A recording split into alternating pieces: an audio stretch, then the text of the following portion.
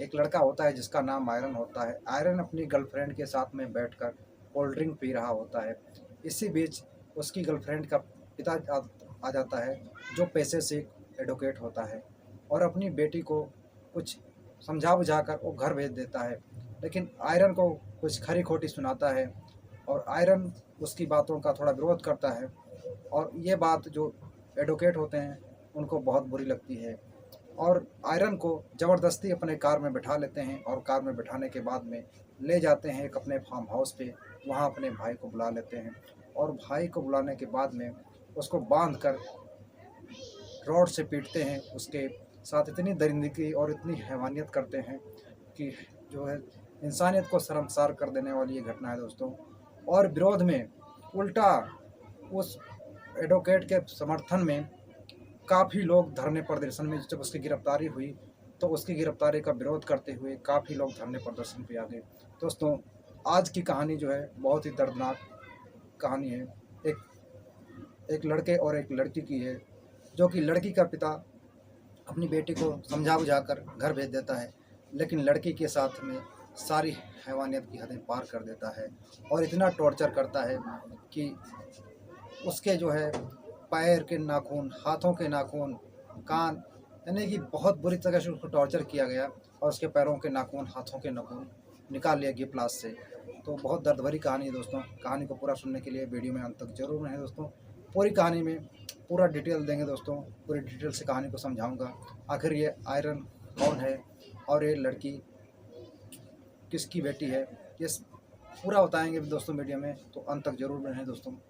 चलिए कहानी को शुरू करते हैं दोस्तों। और कहानी कहाँ की है जान लेते हैं। कहानी उत्तर प्रदेश के कानपुर की है, जहाँ दो दोस्त होते हैं और एक ही क्लास में डी फार्मा के स्टूडेंट होते हैं और छुट्टियों का वक्त पड़ा था। शुक्रवार, यानी कि शुक्रवार 28 जून की बात है, 28 जून 2024 की बात है। दोनों, आयरन जो होता है अपने घर से निकलता है और अपनी दोस्त को बुला लेता है कि चलो कुछ बातें करते हैं, और इन दोनों के बेस में एक दिन काफ़ी दिनों से प्रेम प्रसंग चल रहा होता है और दोस्ती होती थी, क्योंकि दोनों साथ में पढ़ रहे थे। और इस बात को लेकर दोनों मिलने के लिए मार्केट पहुंचते हैं और वहां पर एक होटल होता है, वहां बैठकर सोचते हैं कि चलो गर्मी का मौसम है, कोल्ड ड्रिंक पी लेते हैं।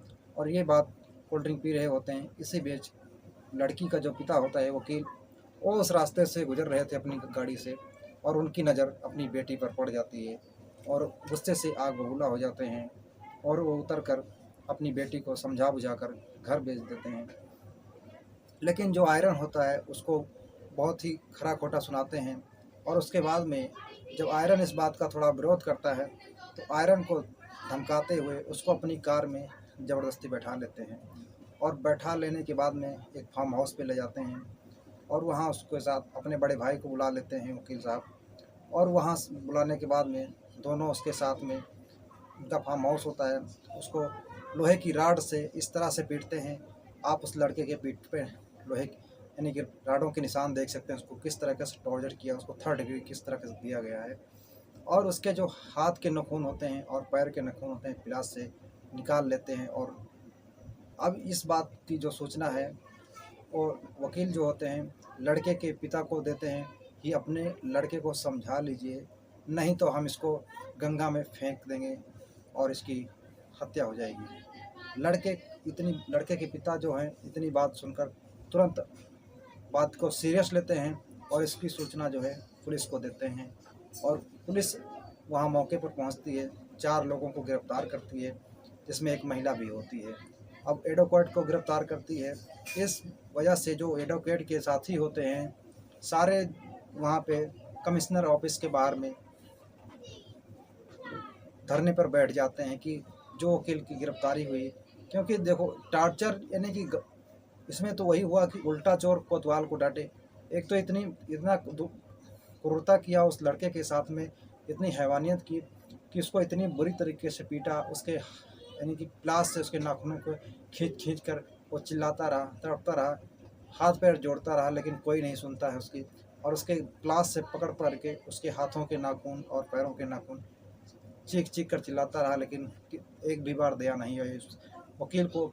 और उसने उसके नाखून निकालने के बाद में उसके जो है सिर को पानी में डुबो कर, यानी कि इतनी क्रूरता की गई उस लड़के के साथ में कि जो भी कोई सुन रहा है कि इंसानियत को शर्मसार कर देने वाली ये घटना सामने आई है दोस्तों। और इसके इसके समर्थन में काफ़ी लोग, यानी कि जब आरोपी को पुलिस गिरफ्तार किया तो कितने लोग समर्थन में उतर आए।